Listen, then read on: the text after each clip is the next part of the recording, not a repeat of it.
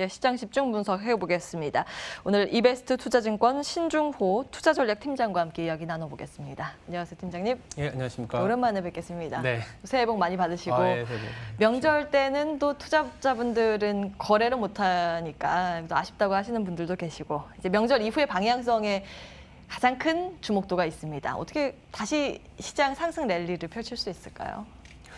일단 설 연휴 기간에 글로벌 증시가 뭐 나쁘진 않았어요. 그러니까 수요일부터 보면은 미국 증시는 혼조 그리고 이제 금요일에 상승으로 마감했기 때문에 특히나 미국 장에서는 또 반도체가 GM이 반도체 쇼티지 얘기를 하면서 굉장한 랠리를 보여준 그런 영향이 오늘 반영이 되는 것 같다라는 얘기는 드리고 있는데 그 미국에 상장되어 있는 이제 MSCI 코리아 인덱스 같은 경우에도 한 2% 올랐기 때문에 그거를 고스란히 오늘 반영을 하고 있는 것 같아요. 근데 중기적으로 보면은 이런 건 있습니다. 이제 최근에 미국 내에서의 어떤 가격 이슈가 많이 제기가 되고 있어요.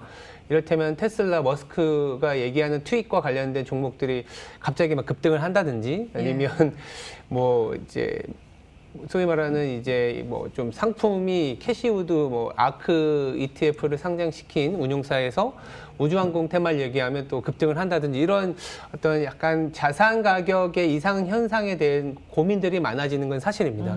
다만 이제 여전히 그럼에도 불구하고 미국의 어떤 정책적인 스탠스를 믿고 가자라는 콜이 상당히 이제 횡행하고 있기 때문에 분위기는 이어질 것 같은데 한국하고 미국은 조금은 별개로 봐야 되는 상황을 앞으로 2월 중순 이후에는 조금은 지켜봐야 되지 않겠냐라는 얘기를 드리고 싶고요. 이 자리에서 아마 그런 얘기를 좀 많이 드릴 텐데 첫 번째는 미국과 달리 중국은 다소 긴축적으로 변했다라는 거를 투자자분들은 좀 아시고 가셔야 된다라는 얘기를 드리고 싶습니다. 그러니까 중국이 최근에 지방정부 전인대를 끝냈어요. 3월에 아시겠지만 전인대가 있잖아요. 전인대 이전에 지방정부들이 한 30개 정도 되는데 이미 그런 것들을 결정을 하는데 명목 성장률이 7% 후반 나왔습니다. 다만 이제 M2 증가율, 즉 유동성 증가율을 10% 되어 있는 거를 명목 성장률만큼 떨어뜨린다는 게 중국이기 때문에 중국의 긴축 스탠스로 인해서는 다소 인덱스, 즉 동아시아를 포함한 한국의 지수가 인덱스는 좀 탄력이 둔화된 상황에서의 종목 플레이로 좀 연결되지 않을까라는 얘기를 좀 드리고 있습니다. 예.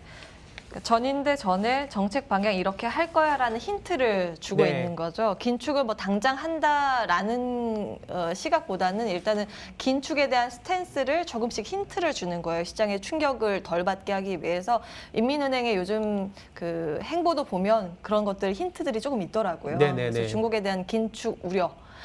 요거는 봐야 된다 이렇게 변수로 말씀을 주셨는데 그러면 우리 시장의 방향성은 어떤 것에 무게중심을 놓고 봐야 될까요?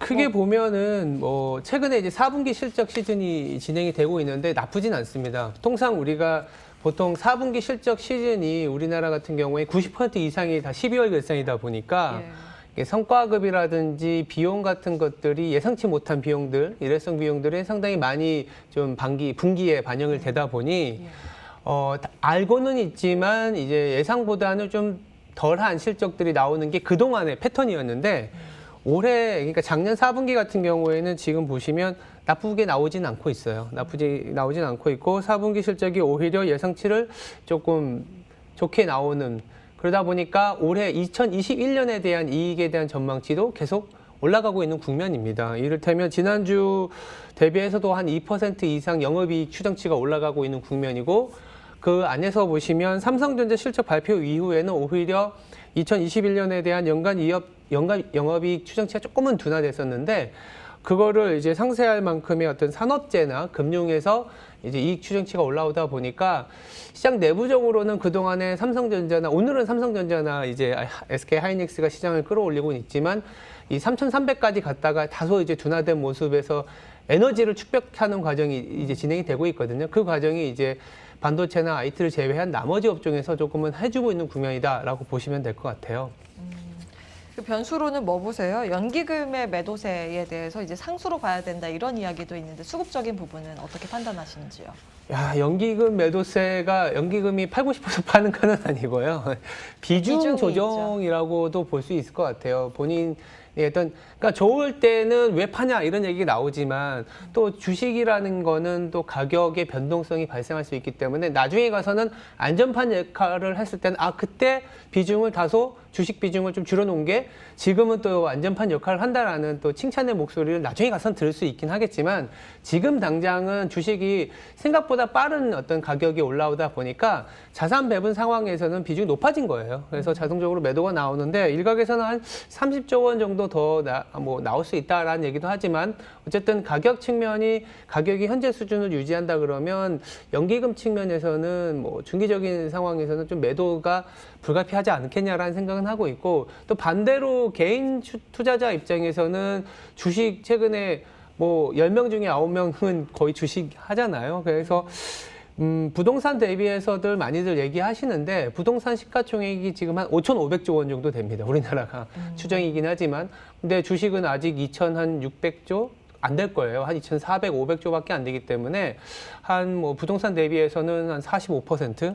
그러면 그 2017년이나 2007년만큼 올라온 건 맞습니다. 그래서 너무 많은 주식 자금이 들어온 거 아니냐라는 얘기도 할 수 있지만 한편으로는 글로벌 분위기가 나쁘지 않으면 주식시장 내에서 어떻게든 종목 찾기나 수익률 게임에 대한 아이디어가 생길 수밖에 없고 2006년에서 2009년에 어떤 개인 유동성 대비한 주식 자금은 아직 한 거의 20조 원 이상은 더 들어올 만한 룸은 있더라고요. 그래서 그거를 뭐 연기금에서 좀 매도가 나오는 거는 개인들이 다 받아가는 장이 올해 상반기 유지되지 않을까라는 생각은 하고 있습니다. 예, 종목 플레이는 가능하다고 네. 보셨네요. 지수보다는 종목 대응에 초점을 맞춘다면 네. 기회가 있다라는 말씀이신데 네. 그 종목 플레이가 가능한 기간을 어디 정도로 보시는지 그리고 어떤 섹터를 주목하시는지도요. 그 종목 플레이를 얘기하는 이유는 인덱스의 탄력이 좀 둔화될 수 있다라는 얘기를 드리는 거고 그거의 하나의 매크로적인 관점에서는 달러화가 작년 대비해서는 올해가 약세 폭이 다소 좀 둔화되거나 내지는 반등 국면이 지금부터 한 2분기까지 나타나지 않겠냐라는 생각이 들어서 그러면 지금부터 2분기까지는 오히려 3,300을 상단으로 한 뭐 약간 박스권의 시장의 흐름을 예상을 하고 있습니다. 그 달러가 반등이 나온다라는 게 리스크 오프적인 측면, 즉 그 안전자산 선호 현상이 아니라 미국의 어떤 백신 보급이나 재정 지출 그리고 미국의 경기 개선 기대감으로 인한 미국 자산의 어떤 선택 그런 측면에서의 얘기를 드리는 거라서 미국 자산의 선택 가능성이 높아질 때는 한국이나 이머징은 사실 좀 부진하거나 내지는 좀 옆으로 가는 장일 가능성이 저희는 좀 생각을 하고 있거든요. 그렇기 때문에 그런 상황에서는 오히려 달러화가 반등 나올 때는 한국은 코스피보다는 코스닥 내지는 중소형주가 조금은 탄력이 강하고 그 안에서도 뭐 최근에 보시면 대형주가 거의 40%, 한 3개월 동안 40% 오르는데 중소형주는 한 20% 내외에 올랐기 때문에 상대적으로도 수익률이나 밸류에이션 갭이 많이 벌어진 상황입니다. 그래서 저희는 뭐 러프하게 보면 앞으로 한 분기, 한 뭐 3개월 정도는 중소형주, 여기서 말하는 중소형주는 코스닥의 바이오를 얘기를 드리는 게 아니라 한 5조 원, 시가총액 기준으로는 5조 원이 좀 안 되는 수준의 중형 기업 내지는 소형 기업을 말씀을 드리는 거고 저희들은 그런 기업에서는 상당히 최근에 실적 좋은 기업들이 많기 때문에 지수에서는 좀 해볼만하다. 이 지수 따에서는 해볼만하다라는 얘기를 드리고 있습니다. 네. 상대적으로 덜 갔던 중소형주의 강세, 키 맞추기가 이제 전기가 될 개연성이 있다라는 지수 탄력은 아쉽고 종목에서는 기회가 있고 네. 그러면 어떤 종목에 집중하면 좋겠습니까? 저희가 이제 뭐 월보를 통해서든 여러 이제 루트를 통해서 오픈한 종목들은 사실 뭐 우리는 섹터 애널리스트도 있잖아요. 그래서 뭐 최근에 이제 다나와라든지 뭐 아시겠지만 PC 구입이나 이런 뭐 이제 플랫폼을 제공하는 기업이기도 하고요. 두 번째는 이제 YN텍 같이 이제 폐기물과 관련된 업체. 그러니까 둘 다 어떤 종목이냐면 매출이 상향되는 종목들이에요. 외형이 그래도 이런 최근에 지난주에도 우리나라 실업률이 발표됐지만 좀 암울하잖아요. 그런 상황에서도 매출이 계속 늘어나는 기업들은 상대적으로 이제 자기의 어떤 비즈니스 모델의 광고함을 다시 한번 부과시키는 거기 때문에 밸류에이션을 더 높일 수 있습니다. 그래서 다나와라든지 뭐 YN텍 거기다가 오스템 임플란트 같이 이제 치아와 관련된 것들이 중국 내에서는 이미 그 코로나 이후의 세상을 먼저 보여주고 있는데 이런 치아와 관련된 이제 그 뭐랄까요? 소비, 수요가 많아지는 것들이 매출로 찍히고 있다는 부분들. 그래서 중소형주를 고를 때는 당연히 수익성도 봐야겠지만 매출 성장률이 선택이 1순위이기 때문에 이런 종목들 상대로 저희는 말씀을 드리고 있고, 섹터로는 연간으로 봤을 때 우리나라의 매출이 지금 가장 높을 것으로 예상되는 섹터가 IT 반도체가 아니라 기저효과이긴 하지만 호텔 같은 업종이에요. 작년에 너무 안 좋았기 때문에. 아, 진짜 힘들었어요. 그래서 호텔이라든지, 저도 호텔 가서 좀 호캉스도 하고 싶지만 못 가고 있는 상황인데, 호텔이라든지 경기 민감 섹터가 사실은 좀 매출 상향 조정에도 불구하고 좀 덜 올랐기 때문에 이런 섹터를 좀 보자라는 얘기를 드리고 있습니다. 여기까지 투자 전략 체크해봤습니다. 이베스트 투자증권 신중호 투자전략 팀장과 함께했고요. 출발마켓온도 여기서 마무리하겠습니다. 함께해주신 여러분 고맙습니다.